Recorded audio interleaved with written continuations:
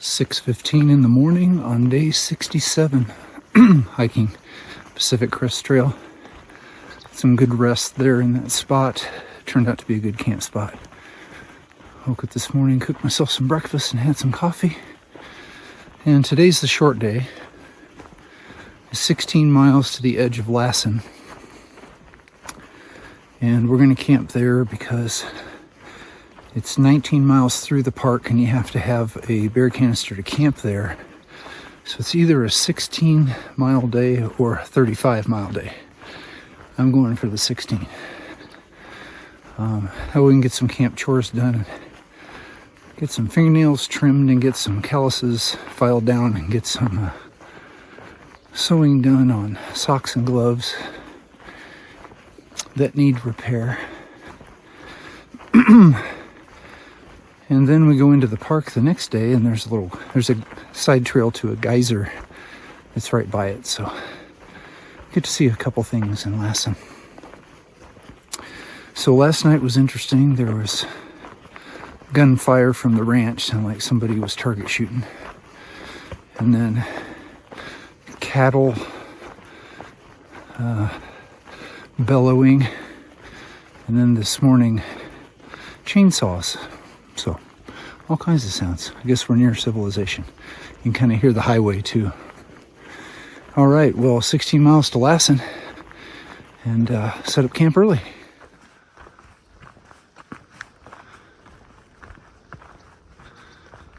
Oh, and while I was in my tent last night, 3 hikers came by.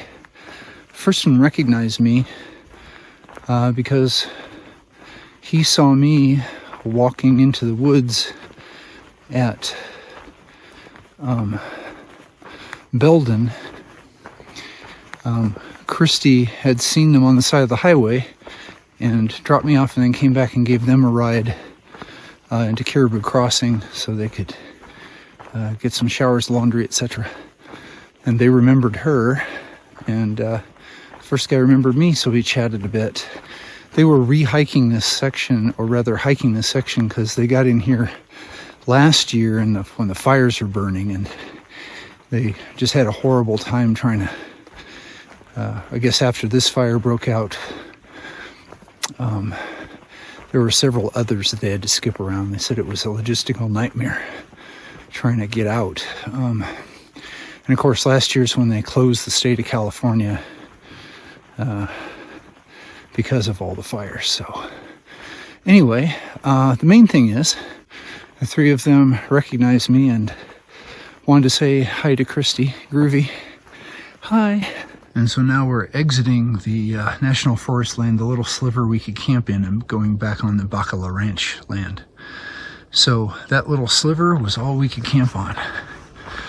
I'm really glad I read about it in the comments, or it would have been a long, long walk last night, or I might even have just tried to get a ride into Quincy, because it would have been kind of hopeless finding a place to camp.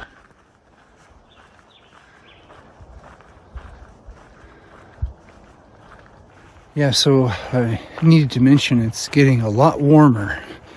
And last night when I pitched the tent, I just had a pair of gym shorts on. And that was it. Trying to keep cool. And that was at 7 o'clock. Finally I just decided, I need to try to lay down even if I sweat. So I fell asleep in just the shorts. Woke up at 9:30 and had to go ahead and put on a shirt. And then woke up at 10:30 and decided, okay, I'll try to throw my sleeping bag over me. And it really didn't get cool enough for that until midnight. So it was it's going to be hot today, which is why I wanted to get started earlier, and why I'm excited about a short day and find a shady campsite under a tree and spend the hottest part of the day there.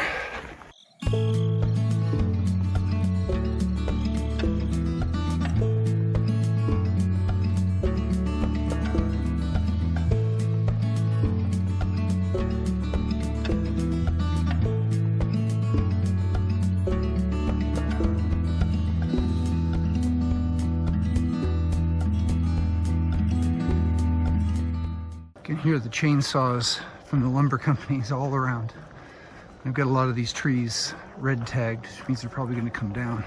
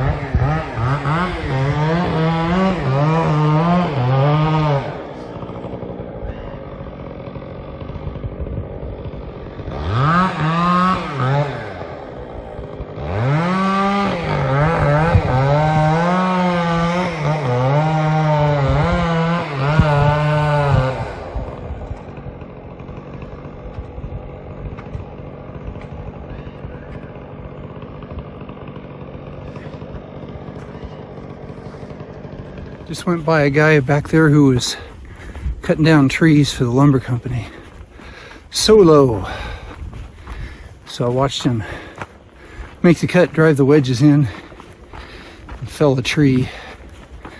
It's pretty interesting to watch. Hard-working dude, man. All by himself out here. Kind of wonder about, after being a plant manager, doing that kind of work by yourself without somebody else in case something happens. I don't know about the safety issues, but I would be hesitant.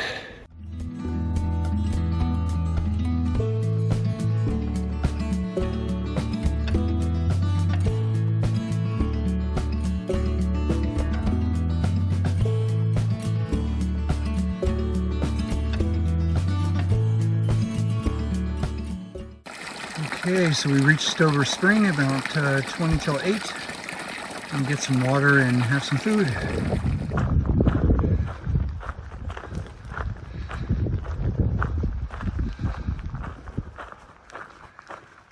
Really nice water back there at the spring.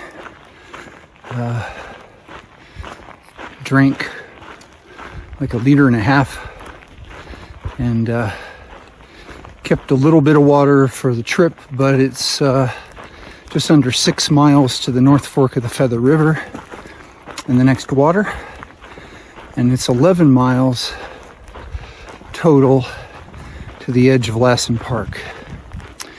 It's good to be up here at altitude because down the valley it's going to be 100 degrees today, so we'll see how it gets up here, but it looks like we're gonna drop down a little bit, but then pop back up into Lassen. So hopefully the altitude will give us a little break.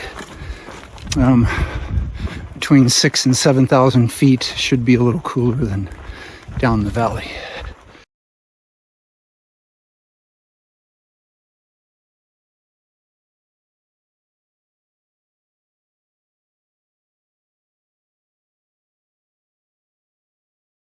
Interesting forest management stuff. I was back at the spring and there was a pond below the spring. Looked kind of stagnant, so you generally don't get water out of it, but a guy driving a water truck for the logging company came up and was filling up and taking it downhill for the logging operation. And he was telling me a little bit about the fire and said that there are certain regulations. First of all, the Forest Service doesn't burn it off regularly, and that causes the manzanita and other shrub plants to grow up close to the trees, and then when a fire starts, it really gets out of control fast. And he said that when it caught last year, they didn't even do anything to put it out. They just let it burn because they wanted to let it naturally get rid of everything. And that's why it went on as far as it did and as long as it did. He's also talking about the fire that's currently going on in Yosemite. And Yosemite Park has a rule that no equipment can come in and cut fire breaks. It all has to be done by hand. And so there's no way they're going to keep up with it or stop it when they could.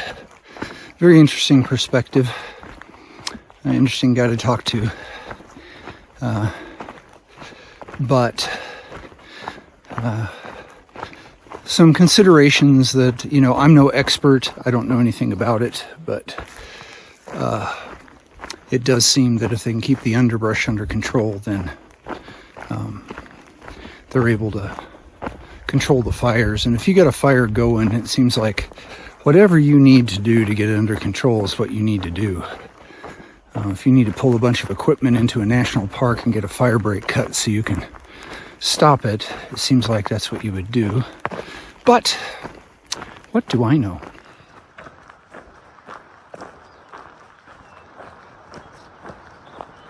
Yes, I am taking extra video of this green section because it makes me so happy after walking through ashes for days and knowing I got more to come. Isn't this beautiful? Just gorgeous.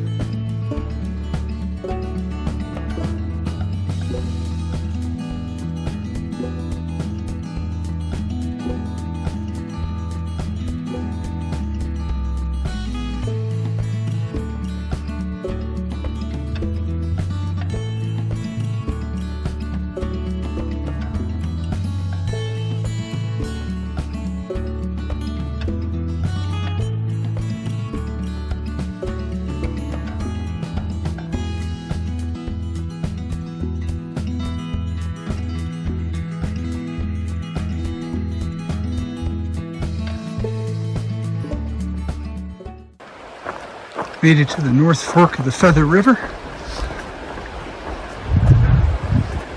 This big arched bridge.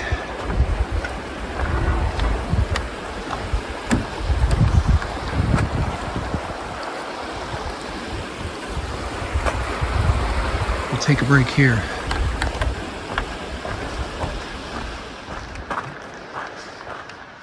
Looks like there's a deer that's decided to join us.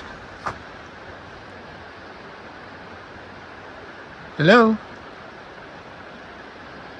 Hey, just finished up a lovely little break here at the North Fork of the Feather River.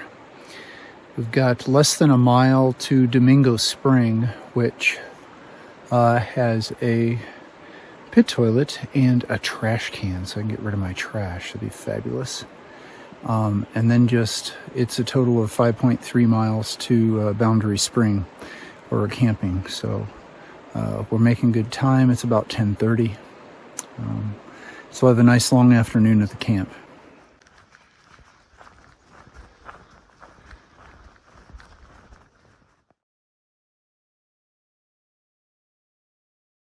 So it's definitely worth the 0.3 of a mile side trip to Domingo Springs Campground. Got to get rid of my trash.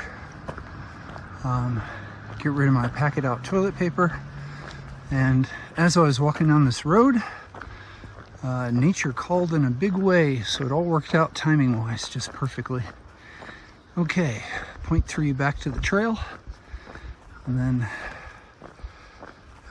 on to Boundary Spring and Lassen.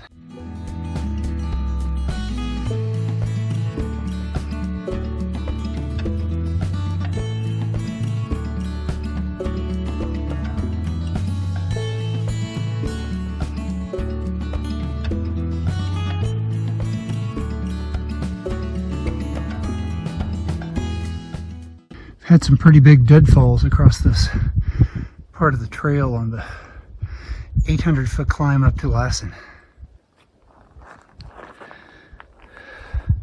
Another really big deadfall we had to crawl over.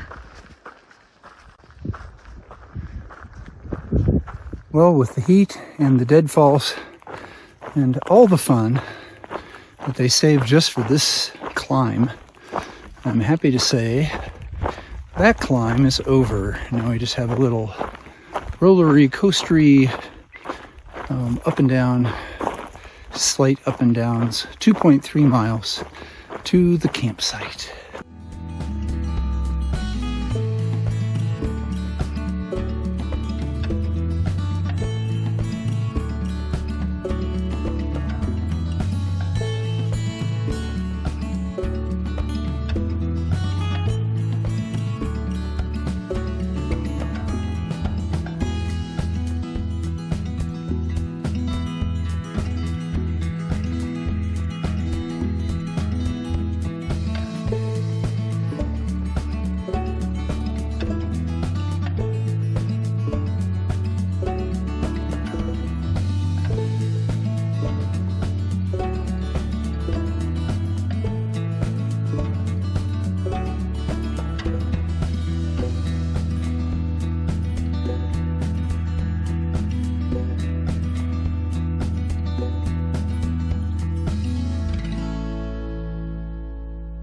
Made it. Okay, 400 feet this way. I think I've located my campsite. It's not the only flat space in here. While a lot of the bottoms of the trees are scorched, the tops are still living and look pretty good. So I think we're all right. There's all kinds of camp spaces. I'm sure they're going to fill up by this evening, but I got here and got the biggest, levelest looking one. We'll see how it goes. It's hard not to second guess yourself when you're looking at these things. All right, well, I'm going to get some water, cook up some lunch, and then gradually get camp together. Beautiful spring flowing down the hill. And right over there is the part where you're required to have a bear camp. So I just talked to a couple who was southbound and stopped here for water. They came through Lassen today, and they planned to camp at the campground I passed earlier. Yeah, they started in Washington. They said it was 5 feet of snow, and it took them 6 days to go 60 miles. This is 10 miles a day through all that snow and trying to navigate because the trail's all covered, and they said they just couldn't carry that much food, and it was dicey. So they skipped down to Ashland, Oregon, and they're headed south, and when they get to Mexico, they'll flip back up once the snow is melted and try to finish it. But I've got that story from everybody who's tried to go southbound this year. Serenity Shuttle has landed trail mile 1,346.3, exactly 16 miles today, to Boundary Spring on the edge of Lassen Park. So today wound up early. I got here about 1:30, got some chores done, waiting for the sun to get down behind the trees enough to get inside the tent. Otherwise it's too hot. I'm just going to sit here and eat some food and recuperate, use it as a recovery day. The object is to have a 23-mile day tomorrow to get to Hat Creek, and that'll leave under 10 miles the following day to get to the pickup point. There's 31 miles left. So, sounds like a pretty good plan. Everything is going according to it. Today we got to see some oases in the burn zone. Got to see a couple miles of green, which was just fabulous. Now we're kind of back in it, but by the time I come out the other side of Lassen tomorrow, Hat Creek is beyond the burn zone. It'll be fabulous. Also tomorrow morning, just a couple miles in, there's a geyser we're going to visit inside Lassen on a little side trail. So that should be interesting. Well, thanks for hiking with me today. I certainly appreciate it. And remember, we're doing the impossible. That makes us mighty.